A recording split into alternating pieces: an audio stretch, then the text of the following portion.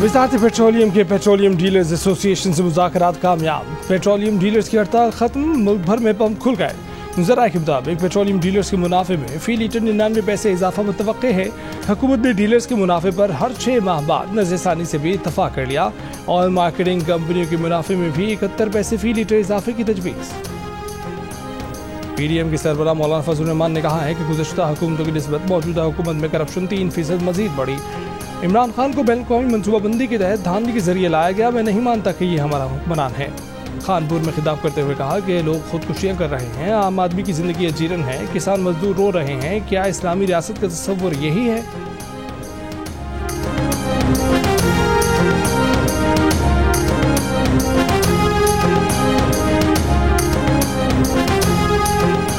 महंगाई से कुचले अवाम को मजीद कुचलने के लिए मिनी बजट आज जल्द आ रहा है। पेट्रोल पर डेवलपमेंट लेवी नामी टैक्स मजीद बढ़ाकर 30 रुपये कर दिया जाएगा, जिसके नतीजे में पेट्रोल मजीद महंगा करके हुकूमत अवाम से 356 अरब रुपये इकट्ठा करेगी।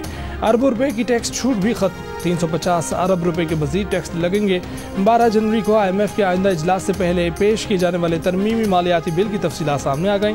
इजलास में पाकिस्तान को कर्जे की अगली किस्त देने का फैसला होगा। मुशीर खजाना शौकत तरीन पेट्रोल महंगा करने के अज़ाइम के बारे में पीर को ही खबरदार कर चुके थे।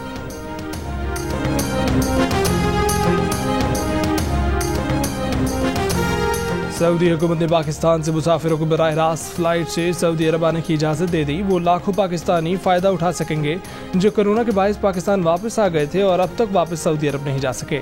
वज़ीर आज़म के नुमाइंदा खसूसी हाफिज़ ताहिर महमूद अशरफी की जानिब से सऊदी वज़ारत दाखिला के फैसले का खैर मकदम। सऊदी एयरलाइन 1 दिसंबर से पाकिस्तान समेत 20 मुल्कों से बराह रास्त परवाज़ें शुरू करेगी।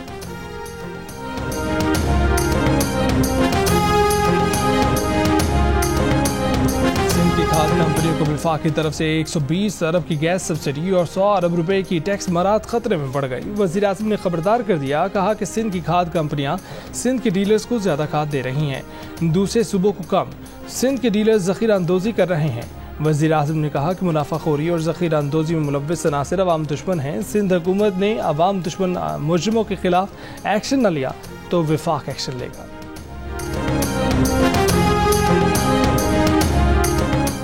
बलूचिस्तान के अवाम की सिक्योरिटी फोर्सेज की हिमायत से सूबे में इस्तेहकाम आया। आर्मी चीफ की नेशनल वर्कशॉप बलूचिस्तान के शुरा से मुलाकात में गुफ्तगू। कहा कि बलूचिस्तान में समाजी और इक्तिसादी तरक्की के मंसूबों पर पेशरफ्त हुई। मेहनत से हासिल होने वाले अमन की हर कीमत पर हिफाजत की जाएगी।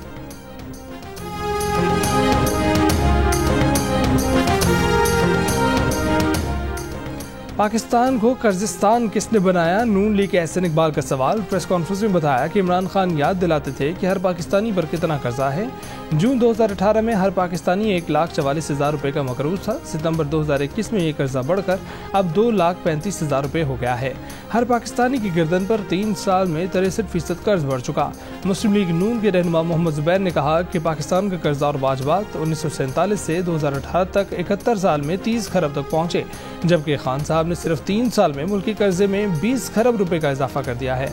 ये ऐसे शख्स ने किया जिसने कर्ज कम करने और कभी भीख न मांगने का वादा किया था।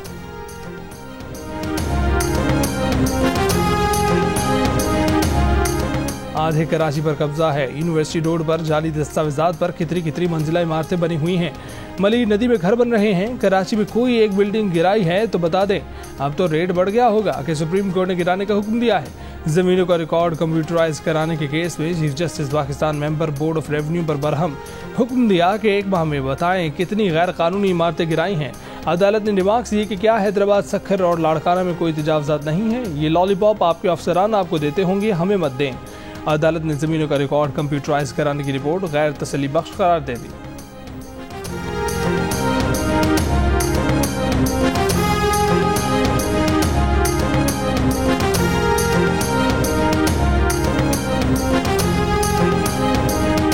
सब क्या सिंध में जमीनों पर, सरकारी जमीनों पर कोई कब्जा नहीं है सर?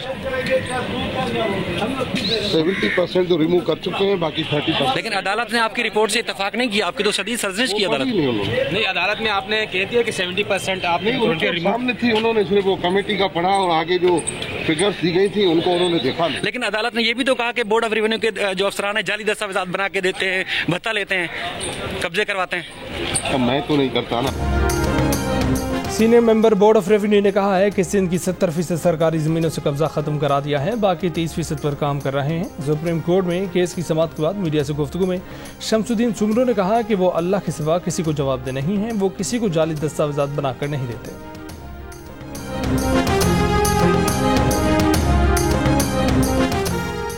पंजाब बदस्तूर स्मॉग और फ़ज़ाई आलूदगी की लपेट में। दुनिया भर में फ़ज़ाई आलूदगी के एतबार से लाहौर अब से कुछ देर पहले तक दूसरे नंबर पर रहा। नई दिल्ली पहले, कराची 7वें नंबर पर मौजूद। लाहौर में वन वे ट्रैफिक के खिलाफ वर्जी पर 6 रोज़ में 3000 से ज़ायद गाड़ियों और मोटरसाइकिल सवारों पर 2-2 हज़ार रुपये जुर्माना।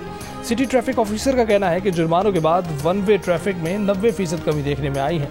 मुल्तान में धुआं फैलाने वाली फैक्ट्रियों और ईंटों के भट्टों के खिलाफ कार्रवाइयाँ।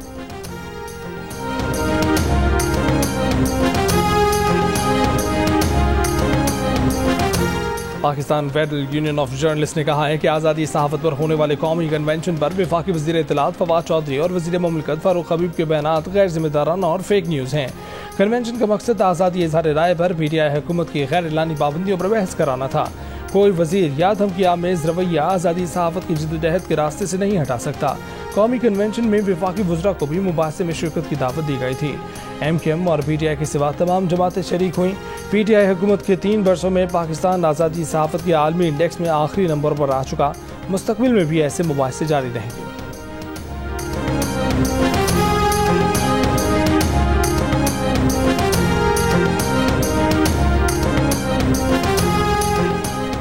मुस्लिम लीग नून की नायब सदर मरीम नवाज की तरफ से खुद से मंसूब मुख्तलिफ TV चैनल्स को इश्तिहारात रोकने की ऑडियो दुरुस्त तस्लीम करने के बाद Pakistan broadcasters association, all Pakistan newspaper society और Pakistan federal union of journalist की तरफ से इजहार अफसोस। APNS और PBA का 20 सालों में मीडिया को जारी किए गए इश्तिहारात जारी करने का मुतालबा। PFUJ का कहना है कि इश्तिहारात रोकने की कोशिशों का मकसद मीडिया इदारों को माली तौर पर दबाना है। मीडिया तंजीमों का हुकूमत को इदाराती मवाद पर असरअंदाज होने की कोशिशों और आज़ादी सहाफ़त को रोकने के लिए सरकारी इश्तिहारात को इस्तेमाल न करने पर जोर। APNS का ख्याल है कि मज़कूरा बयान के जरिए हुकूमत मीडिया की सफ़ों में तकसीम पैदा करना चाहती है।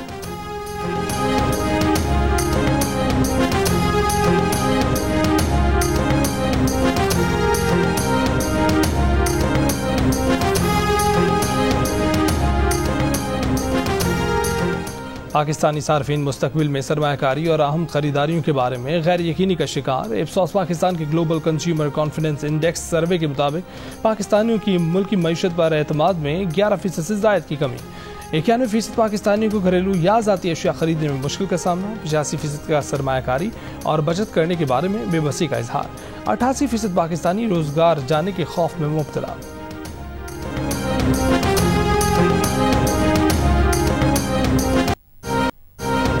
कराची चिड़ियाघर में सफ़ेद शेर की हलाकत, गफलत का मुर्तकिब ऑफिसर मुअत्तल। महकमा बल्दियात का कहना है कि खालिद हाशमी की गफलत से चिड़ियाघर में सफ़ेद शेर हलाक हुआ। सब्ज़ आंखों वाली अफगान खातून शरबत गुला को इटली ने पनाह दे दी। शरबत गुला को आलमी जरीदे के सरवर्क पर आने पर दुनिया भर में शोहरत मिली थी। तस्वीर पाकिस्तान के एक मुहाजिर कैंप में खींची गई थी। 2016 में शरबत गुला को अफगानिस्तान वापस भेज दिया गया था। चिटागोंग में आज से होने वाले पाक बांग्लादेश टेस्ट मैच के लिए पाकिस्तानी टीम का ऐलान। अब्दुल्ला शफीक के टेस्ट डेब्यू का इम्कान। कप्तान बाबर आजम जीत का तसलसल बरकरार रखने के लिए पुरज़म।